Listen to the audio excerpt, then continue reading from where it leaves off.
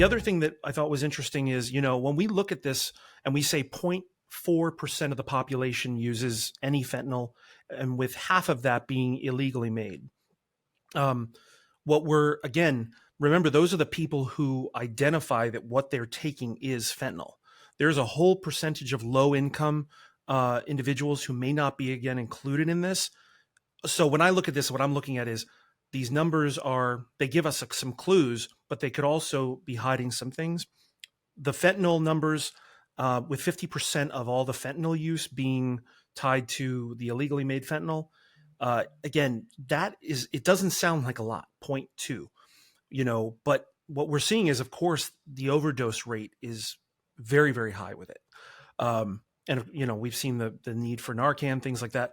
The other thing that stood out to me was, so when we talked about the substance use disorder numbers, both illicit, since crystal meth is included both in illicit and then also prescription form, like, that's in stimulants. That wouldn't be the crystal meth. That would be, other types of amphetamine, but that is included in there, unlike illicit fentanyl. So one of the problems we're seeing with this report is that it does seem to potentially miss the mark on finding a way to better track the fentanyl number as part of it. I don't know why it's not included in it. And naturally, we said it was a question that was asked after the substance use disorder question was, but I think we could be looking at higher numbers than what this report is showing on the substance use disorder side. And it's important to note too that for as high as these numbers are, these are only the numbers of the actual person using. And we've talked about it many times on previous episodes of the show.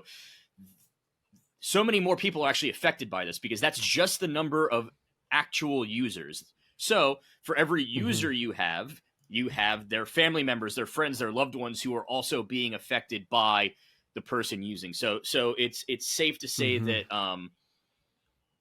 as far as the effect that this addiction to mental health has on society, it's far more reaching than just these numbers that are out there. Really quickly too, and there was one statistic that I did not lump in because I wanted to address this separately because it's truly, truly jarring, and it's really unfortunate. And it's not that everything else isn't sad, but this one particularly so.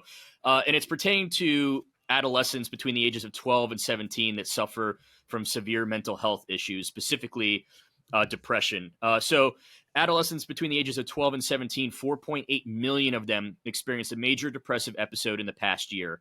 13.4% had serious thoughts of suicide, 6.5% made a suicide plan, and 3.7% attempted suicide. And so the reason why we bring this up, and I'll reiterate again what we talked about earlier, so those numbers, as high as they are, and when you look at those same numbers within adults, like I mentioned, 5% had serious suicidal thoughts, only 1.5% made that plan, and only 0.6% actually made an attempt to commit suicide. So those adolescent numbers are staggering, and they're so much significantly larger than those same numbers for those above the age of 18.